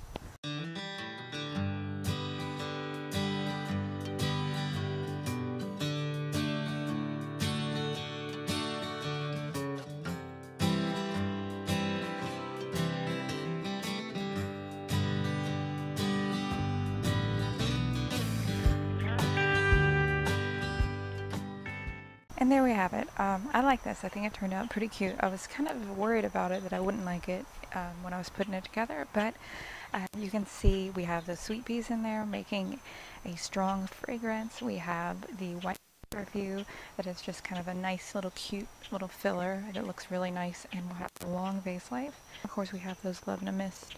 I might go back and put some more Love in a Mist in it, just because I also added a few little stems of my wrinkled crinkled cress to this flower arrangement, just for a little extra body and filler. But overall, I think it turned out really great. Hey everybody, what's up and welcome back to the garden. Today we're going to make another cut flower arrangement. Things are kind of in flux right now. We've had a lot of rainy weather for the past almost 3 weeks now. It's been raining. So the garden's kind of a state of disarray, but we're going to do our best to find something to make a bouquet with. So we are going to start off with our larkspur. For this one, we're going to do something that's kind of just soft and pastel and gorgeous. And I started out with a larkspur. I'm using these pinks, the light pink and also the light kind of lavender, soft lavender pastel color. And I am just going to pick those. The larkspur are almost finished here in the yard just because they've been getting rained on so much. But I think we're going to have a couple more nice arrangements of those before they are done. After I picked the larkspur, I just put those into my vase and kind of just arranged them around. Then I headed back to the garden to look and see what else I had available for arrangement, and we had our Scabiosa pincushion flowers. These have just started to bloom. We planted these back in the fall, and now they are blooming. The colors I am going to be using for this arrangement are the white and the really light kind of blue, pastel blue, lavender color. This mix was from Johnny's Seeds. It's the Johnny's Scabiosa mix. There are also some other really nice colors in this, like pink and burgundy, that are really lovely, but we're going to stick with blue and white for this arrangement. After I did that, I just kind of arranged those into my vase, and I was kind of just looking around like, I need something else. I need some more texture, I need some more color, so I went and I grabbed some Banaras giant lilac zinnias. The lilac in these zinnias really works well with the kind of more purple hues, purple pink hues of the larkspur. I think it's nice and complementary. Really not much diversity in the garden right now because things are kind of in transition, especially with the zinnias just now starting to bloom. Last but not least, I felt like these needed something else to go in this arrangement to add kind of a different texture to this, so I picked some Heirloom Petunias. Now, I have very little experience using petunias as cut flowers. This vase was definitely very much a trial for me, and these cut petunias lasted about 3 days. They looked really nice for about 3 days, and even some of the closed blooms started to open in the water. So I think using petunias as cut flowers is definitely something that I am going to continue to experiment with here in my yard. I think they have some real potential, especially these open pollinated ones. Overall, I think this one turned out pretty nicely, and I hope you like it. Hey everybody, what's up, and welcome back to the garden. We're back to make another cut flower arrangement, and we are still struggling. Now that the heat of summer is here, it's definitely been a little bit stressful in terms of how to make a cut flower arrangement because I don't have that many things blooming, honestly. That's the thing about, you know, a real small backyard is you have to kind of be able to rotate the crops and time things out really well. Pretty soon we are going to be having a really strong thunderstorm, so I wanted to get out in the yard and pick the Lisianthus. A lot of these Lisianthus have kind of blown open because it's about 97 degrees and they just pop right on open overnight. So what I wanted to do is pick all of these that I could before the rain comes and potentially beats them down, messes up their petals or whatever the rain's gonna do. I wanted to pick as many of these as possible, so that's what I did. Mainly in this video, I focused on the Voyage to Pink Lisianthus. I grew these from plugs. You'll remember we planted them way back at the beginning of April. And here we are, they are finally coming in the bloom. They've got some nice height, and these are just so gorgeous and so absolutely dreamy. I can't even say enough things about this. The ruffled petals, the color, dreamy pastel colors of these cut flowers. Oh man, you know, I am not the best at arranging flowers, but how can you not be good at arranging flowers when you have something that looks this gorgeous? I also ended up grabbing a couple of the light apricot Lisianthus, also from the Voyage 2 series for this one, and I just put them in a vase. This is a very tall kind of vintage vase that I have for this arrangement because it's going to my grandma. This is actually her vase, so I'm going to pick her some really nice flowers and fill it up with just these big fluffy Lisianthus. Now, I don't really like the look of zinnias when mixed with these, so I tried to avoid the zinnias, which was very difficult. What I ended up doing is I grabbed a couple bits of feverfew and I grabbed a little bit of Summer Pastels yarrow. I planted some yarrow from seed last year, and a little bit of that has started to bloom. And I added a little touch of basil around the base just to give us a little bit of greenery. Basil has really come through for me this year in terms of greenery. It's absolutely thriving in the hot weather, and they make nice little flowers if you let them bloom as well. So definitely want to plant more basil in the future. I know that this was a simple one, and it doesn't really look exactly, you know, fancy or anything, but sometimes just using only a few flower ingredients and keeping things simple can make something just really, really beautiful, especially when you have a statement flower like Lisianthus. There's no need to make things complicated. Hey everybody, what's up, and welcome back to the garden. Today we are back out here. It's rainy, it's soggy, it's nasty again. The weather has been terrible. But we're going to make another flower arrangement. We're doing something a little bit different. You'll notice I have these cups. This is just a basket. Basically, I wanted to make a flower arrangement in it, but obviously you can't put water in a basket. That won't work out. I've just arranged these styrofoam cups full of water to get started. The first thing I want to use in this flower arrangement are our sunflowers. By now you've probably seen the videos about how to grow sunflowers and how to use them as cut flowers, and today we're putting that into practice. These varieties, the one with the dark center here is called Pro Cut Brilliance is the variety, and the one with the gold light center, that is Pro Cut Gold. Pretty self-explanatory there. I just grabbed these at varying stages of, you know, being ready to be picked. Some of them are all the way open. Some of them are still completely closed up. Those will unfurl and open up in our arrangement as they, you know, sit out on someone's table. As all arrangements, this one will be getting donated locally to a nursing home. So hopefully somebody will like it. I am just going to start this out by cutting tons and tons of sunflowers. You know, I don't have very many sunflowers in the garden this year to begin with. So I might as well just cut as many as I want for this, make this nice and big and fluffy. Once I've done that, I'm just going to strip off the lower leaves of the sunflowers and cut them at a 45-degree angle and just start to situate those inside those white plastic cups in my basket here. After I added the sunflowers, I wasn't quite sure what I was going to add next because it's always this point in the season where I feel like I'm kind of running out of flowers. I don't have many options here in the yard. So what I did is I went back and I took a look around, and I have the larkspur in bloom. So naturally, I tried to decide which larkspur would look best with this. At first I thought I would go with a lavender with the yellow, but then I kind of changed my mind because I didn't have anything else to match the lavender. So I went with pink. My patch of Banaras giant lilac zinnias had just started to come into full bloom, and it was the perfect timing. Not only are these flowers very lovely and full and double, but as they first bloom, the color is a very kind of soft purplish pink, obviously lilac color, that was the perfect match to put into this flower arrangement. So I grabbed all of those stems that I could, all the flowers that were in bloom on the zinnias, and I arranged those into the basket as well. Overall, I think this one turned out absolutely gorgeous. I'll admit I'm not really a big fan of sunflowers when it comes to, you know, flower arrangements, but I think this one definitely looks great. It looks like just a big harvest basket of flowers, and that's what I was really going for. Hey everybody, what's up, and welcome back to the garden. Today we are back to make another cut flower arrangement, and yes, we're back with the voiceover. I can't help it. It's just so loud here. A lot of this audio gets corrupted. I record the audio while I'm in the garden, and I go back to edit it, and it's just, you can't even hear me. I'm trying, I swear. Anyway, today we are going to be making the last flower arrangement using our Chantilly pink snapdragons. We've had a really good run. The rest of these are getting donated today, and we're making one last flower arrangement with them in this mason jar.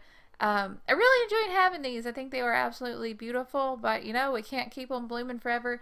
I am leaving the plants in the ground, so hopefully we might get some offshoots from those plants, some smaller blooms, but we'll have to wait and see. Again, my experience with snapdragons is very limited, so we'll have to see what happens there. Anyway, this is going to be another pink flower arrangement. Start off picking some chantillies. These light pinks are getting very light pink because they've been out in the sun for quite a while, about a week now, getting rained on and everything, so the elements are really kind of starting to get to them. As always, these are going to kind of serve as my base for this flower arrangement. Also in this bouquet, we are going to add some Canterbury Bells. Our Canterbury Bells have started to bloom, which is really exciting. This year I planted them as a biennial, so I actually planted them last year, but they are starting to bloom now. They are just this lovely kind of bubblegum pink color. I'm going to pick quite a few of those. Admittedly, I wasn't quite sure what I was going to do for the rest of this cut flower arrangement. I mean, I obviously had lots and lots of pink, but things like the feverfew haven't started to bloom yet, so I wasn't quite sure what to do there. So naturally, I wanted to go ahead and add some more greens. So I added some more greens in the form of Bupleurum. I have lots of Bupleurum blooming now. I don't use much Bupleurum because I kind of like it, but I kind of don't.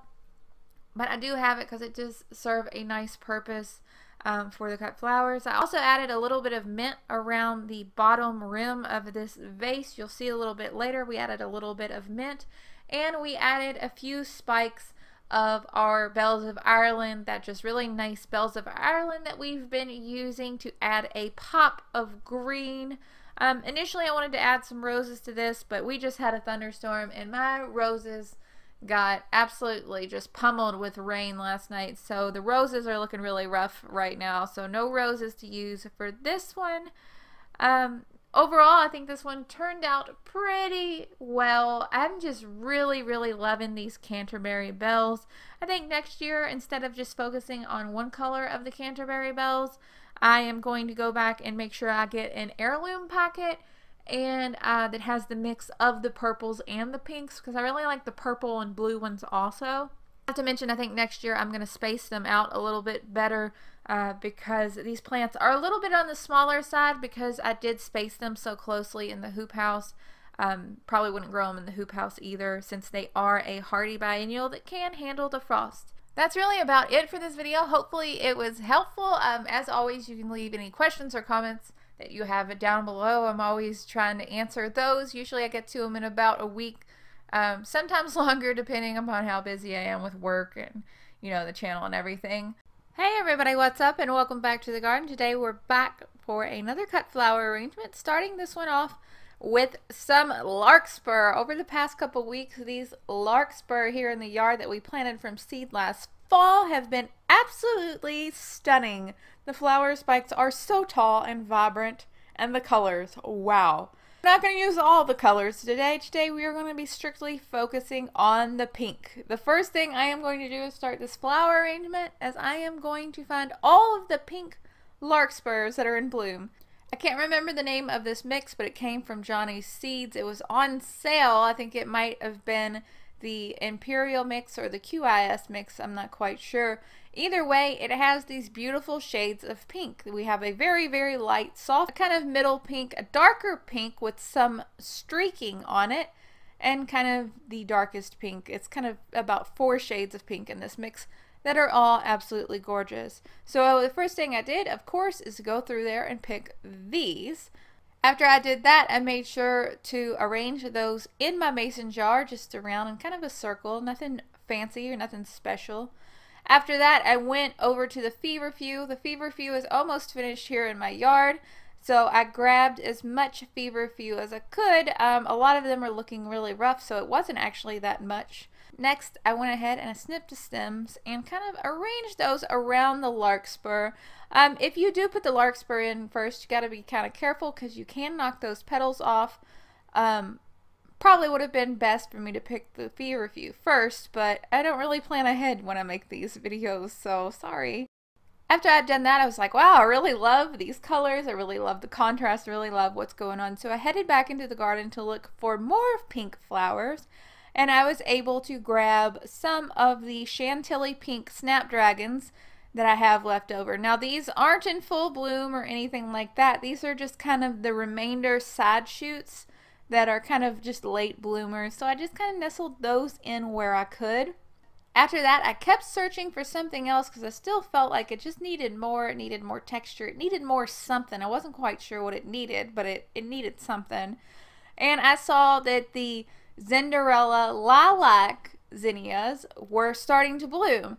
I had quite a few flowers, probably about 10 flowers if I had to guess. So I went ahead and I snipped those. And even though they are technically lilac, wouldn't you know, they looked absolutely perfect in terms of color when matched with these pinks. So I put the Cinderella Lilac Zinnias into the arrangement. After that, I thought it was looking really, really nice. But I did need some greenery. So I headed back yet again into the garden. Are you noticing a pattern here? And I grabbed a lot of fresh mint. You guys have been seeing this mint in nearly all of my flower arrangements this year. This mint has been so great for greenery and foliage and adding just that extra pop of green to the flower arrangement to really make them look finished and polished. Before giving this one away, I did end up adding some straw flower to it too, but I didn't get any video of that. It was just kind of a last second whim, but I think it turned out really, really nicely, and I'm sure someone is going to absolutely love this one. Hey everybody, what's up and welcome back to the garden. We are out here making yet another cut flower arrangement, and boy oh boy, it is hot out here. I'm really struggling, it seems, to make flower arrangements now that the hot weather has arrived, but we're just going to keep on going and do our best. The first thing I wanted to start off with are these Banaras Giant Lilac Zinnias. Now, I've been letting these bloom for quite a while now, so you can see that some of the petals are even kind of faded to where faded light to dark. That's just simply because these have been blooming in the garden for a long time. A lot of people pick their flowers way before this occurs, but you know, I was just kind of enjoying the show with the butterflies and everything, so I took my time. They're still beautiful and very unique looking nonetheless. So I am going to start out by picking a ton of these zinnias. Some of the flower heads are absolutely enormous right now. A couple of these are even bigger than the palm of my hand. They're just amazing. Really pleased with how vigorous these have grown this year. In addition to the Banaras Giant Lilac Zinnias, I'm just kind of looking around my garden and I've decided to grab some Lisianthus. These are the Voyage to Pink Lisianthus. In general, the shape of the Lisianthus and the shape of the zinnias, they seem to kind of clash a little bit. I'm not quite sure they work well together. Last jar, I just kind of started out with a base of the zinnia flowers, and then I went through and added some of those really nice Lisianthus.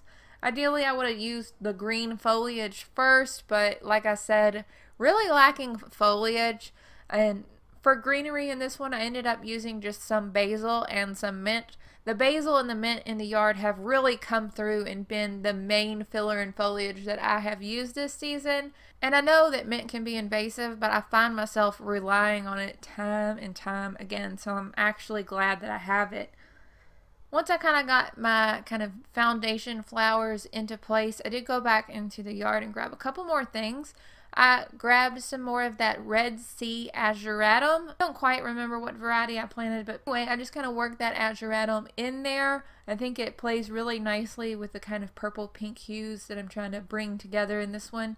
After I've added all that, it still felt kind of empty, like it needed something, so I once again headed back into the yard and grabbed some of the Golden Giant Amaranth.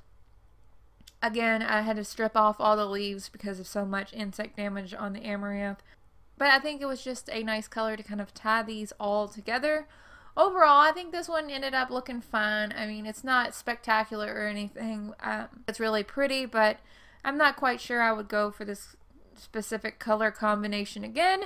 It is what it is. You know, the more you arrange flowers, the more you learn what style you like and what colors you like, and you know, kind of your own specific aesthetic, I guess. I don't know. Either way, this one is going to be donated, and it is going to make someone's day a little bit brighter. At least I hope it does. Hey everybody, what's up, and welcome back to the Cut Flower Garden. Today we're going to be making yet another arrangement, kind of in the blue tones, blue-purple tones. This one is unique because we are going to be using our hydrangeas. Hydrangeas can be a little bit fickle when it comes to cut flowers and all that, but I think these actually turned out really great. First thing I'm going to do is I am going to choose some larkspur. I wasn't quite sure what colors larkspur I needed for this arrangement because there are so many different colors of blue and purple in my hydrangeas.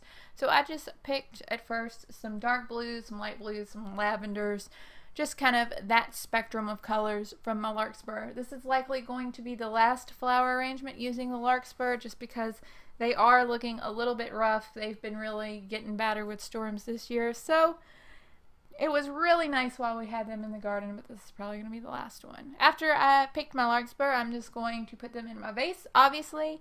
Then I am going to head over to my hydrangea bush and pick my hydrangeas. Now, these hydrangeas, you can see they're mostly blue and green and purple. Really nice, just kind of cool toned colors.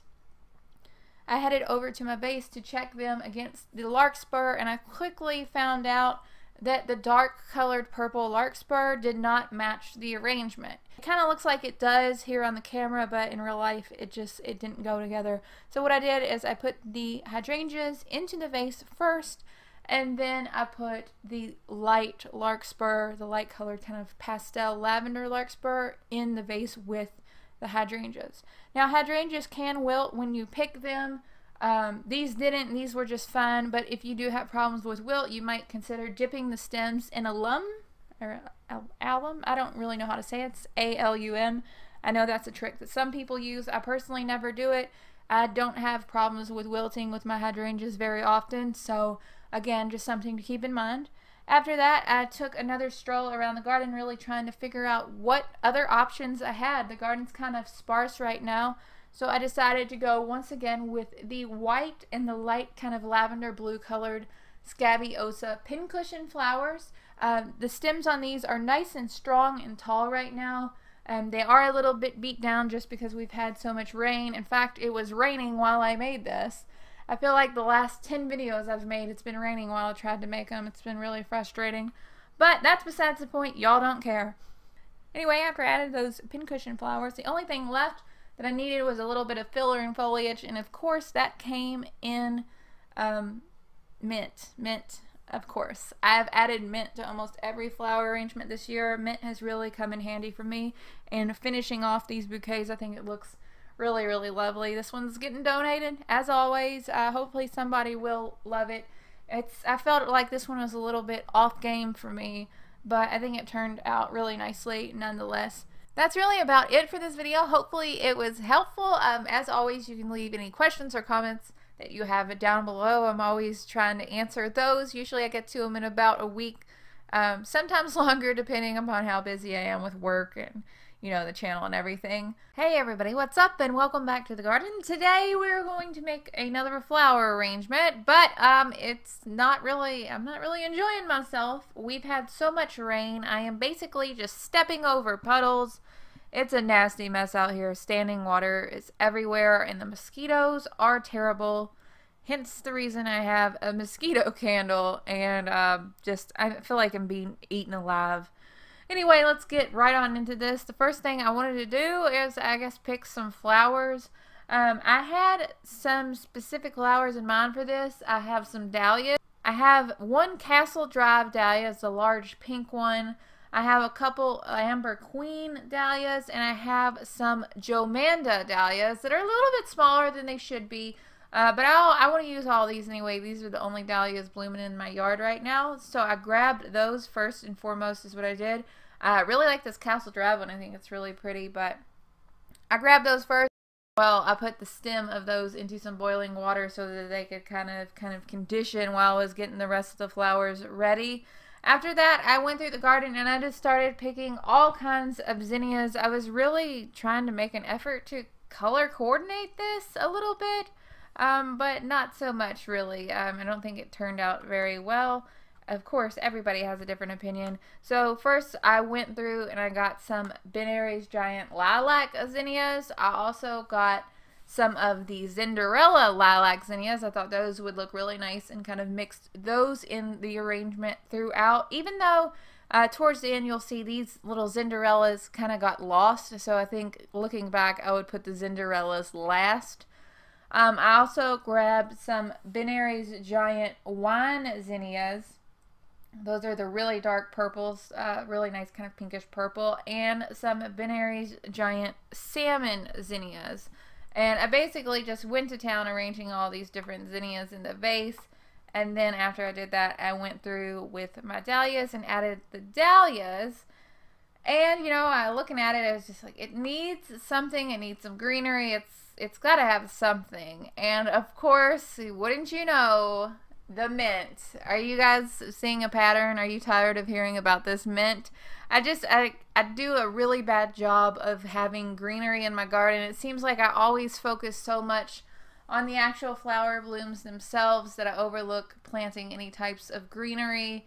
And I don't have access to a lot of perennial flowers because, you know, this is just a small backyard, so I don't have many perennials. So the options really are limited, but I think overall you can make a lot happen with just a small amount of flowers if you're able to kind of think creatively.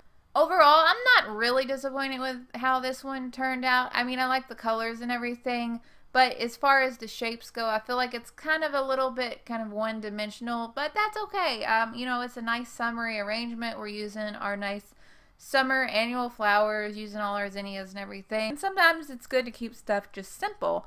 No need to be fancy. Hey everybody, what's up and welcome back to the summer garden. We are out here looking for some cut flowers once again, and we are going to be making a marigold cut flower arrangement. Now it's the hottest part of summer, so I got a lot of heat-loving things. Dahlias are kind of slow still because it's still too hot for those, but we're going to make something with these beautiful marigolds. Now these are technically dwarf bedding marigolds. Ideally, I'd like to have some for cut flowers, the taller type, but I just didn't order the taller type this year. But luckily, marigolds are pretty tough. I know for a fact that I can cut these stems real low at the base, and all the branches and leaves and everything will take up water just fine. They will be perfect for a cut flower arrangement. Marigolds also have an amazing vase life. The only drawback is that some varieties can definitely be a little bit stanky. And by stanky, I mean they stink. They can stink pretty bad. A lot of people don't like them.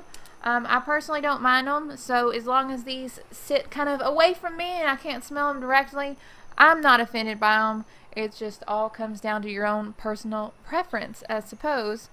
Anyway, the first thing I'm going to do, obviously, is I am going to pick some marigolds. I can't remember the name of this mix. I think it might have just been called the Cracker Jack mix. This was a gift I got from somebody. Honestly, don't even remember where this packet of seed came from. But irregardless, the flowers are looking really nice and vibrant. After I had picked the marigolds, I just put them in my vase and kind of arranged them around. You'll notice that I left most of that green foliage on there because that green foliage is going to fill up the vase quite nicely and we'll have to use less flowers. So that's always a good thing. After I've put the marigolds in, I'm going to head outside of my fence and grab some Bright Lights Cosmos. Sorry I didn't take you guys out there with me. It's just traffic was bad. It was hot. I didn't feel like dealing with it, honestly. Put them in the vase with the marigolds. I really liked these because they are nice and tall, and those strong stems, they give bouquets kind of a light, airy appearance, which I think it looks really nice because those stems will stay nice and strong and tall over everything else. Last but not least for this arrangement, I went out to the side yard, my driveway, one more time, and I grabbed some amaranth. Now this is the golden giant amaranth, and you might notice that the flower plumes aren't very big, and that's because I've spaced them very close together. Personally, here in the yard, it's better that I have smaller flower plumes when it comes to amaranth because I do use them for cut flowers instead of for grain production. So that's why I plant them in clumps and get them to grow kind of closer together so we'll have smaller flower heads, which is really beneficial when we make our cut flower arrangements. I'm just going to put these in here, and that's going to be it for this one. Really, this one is so simple. It's only 3 flower ingredients, so to speak. 3 different flowers. They are all easily grown from seed, and they are all really able to withstand hot temperatures. So even if you are a total beginner cut flower farmer, gardener, whatever you are, You can make something look really, really gorgeous with some really, really simple and easy to grow flowers. I know this was a quick one, but that's about it. If you're new to the channel and you like this video, be sure to subscribe. I would absolutely love to have you. I'm always making new videos about cut flower gardens or vegetable gardens or DIY projects or really anything. So if you like a surprise, you might like this channel too. Hit subscribe, little bell icon, it'll give you a notification whenever I upload a new video. I hope that you guys are having such an amazing day, and I will talk to you later. Bye guys.